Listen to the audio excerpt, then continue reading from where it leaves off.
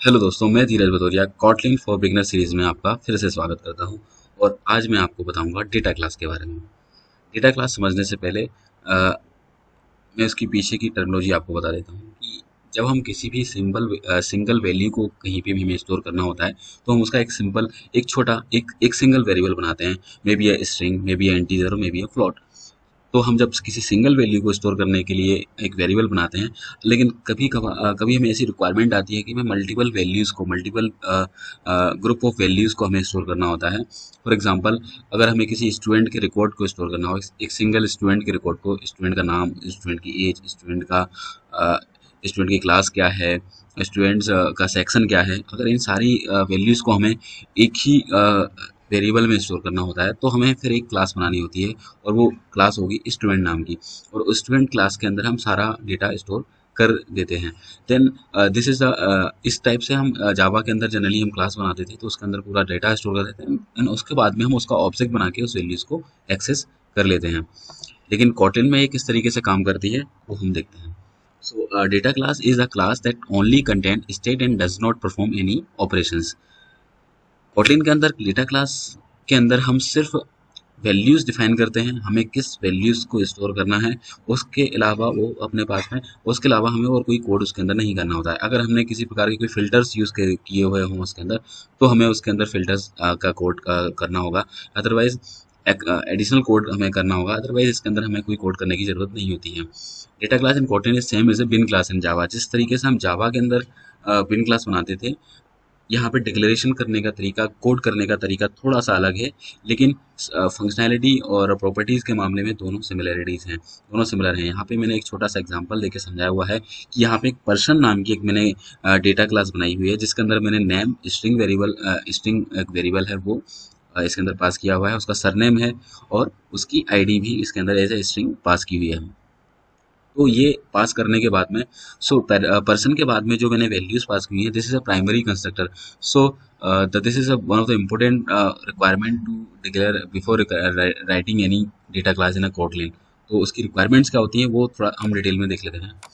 So for this class compiler automatically generates, हमें हमने सिर्फ एक सिंपल हमने यहाँ पे क्लास डिफाइन की थी, उसके अंदर वेरिएबल्स डिफाइन किए थे कि हमें क्या क्या पास करने हैं, और वो उसके बाद में copy equal hash code to string automatically generate कर देता है from the primary constructor. Compiler will automatically generate all these things.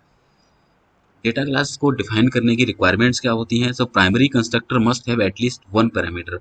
हम डेटा क्लास जब भी बनाते हैं तो without parameter we can not create any data class. उसके अंदर कम से कम एक पैरामीटर होना बहुत जरूरी है।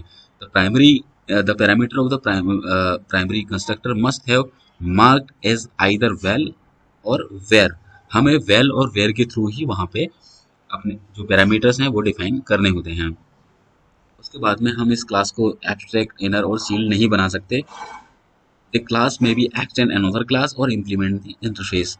डेटा क्लास किसी भी अदर क्लास को भी एक्सटेंड कर सकती है, उसके साथ में इंटरफेस को भी इम्प्लीमेंट कर सकती है।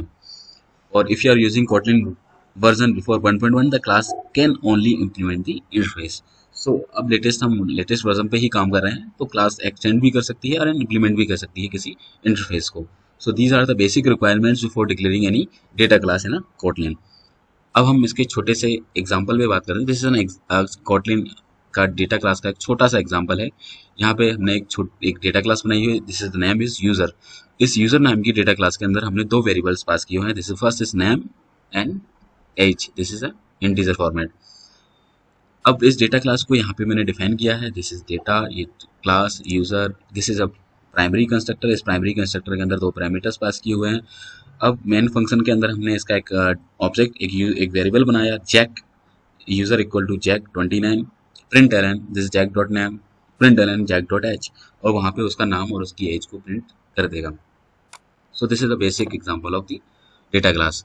अब हम एक छोटे से एग्जांपल के थ्रू समझेंगे कि डेटा क्लास कैसे काम करती है। सो प्रैक्टिकल में हम इसको आपको बताते हैं एक छोटे से प्रोग्राम के।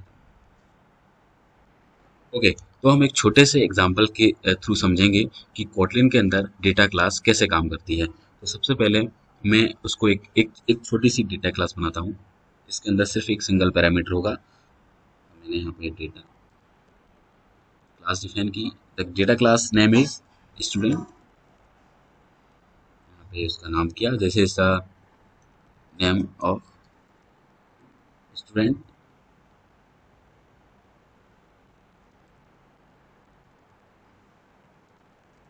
स्ट्रिंग स्ट्रिंग टाइप का एक वेरिएबल मैंने इसके अंदर डिफाइन किया है। तो जब भी हमें अब स्टूडेंट क्लास का जब भी मैं ऑब्जेक्ट बनाऊंगा, जब भी मैं उसका वेरिएबल बनाऊंगा, तो मुझे उसके अंदर एक पैरामीटर पास करना होगा। अब मैं उसका एक वेरिएबल बना के देखता हूँ कि मैं कैसे डेटा क्लास का एक वेरिएबल बना सकता हूँ। मैंने यहाँ पे पास किया this is Ramesh equal to student name is Ramesh, so I have to पास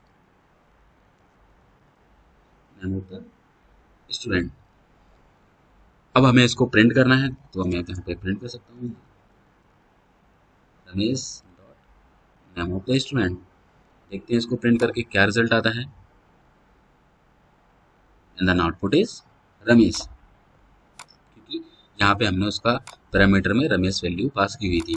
अब अगर हम चाहते हैं कि एक से ज़्यादा वेरिएबल के अंदर हम इसके अंदर डेटा क्लास के अंदर डिफाइन करें, तो वो भी हम डिफाइन कर सकते हैं। So age of student, this will be then integer part where of this is string. अब यहाँ पे मुझे पैरामीटर्स पास करने होंगे, तो यहाँ पे मैंने फर्स्ट पैरामीटर पास किया, this is 28, this is the age of student. अब मुझे एड्रेस पास करना होगा, C24 न्यू मार्केट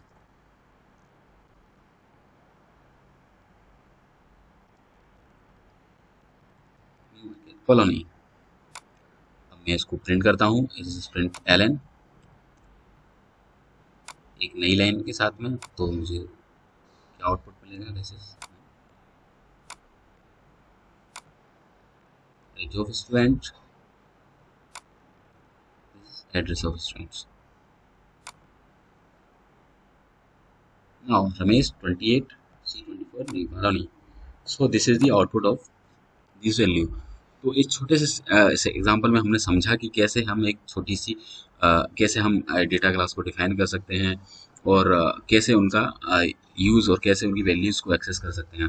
इसी तरीके से अगर मैं किसी दूसरे वेरिएबल, किसी दूसरे स्टूडेंट का रिकॉर्ड मुझे स्टोर करना हो, तो हम यहाँ पे उसके स्टूडेंट के रिकॉर्ड को भी स्टोर कर सकते हैं। यहाँ पे मैंने उसका नाम दिया राम, राम 32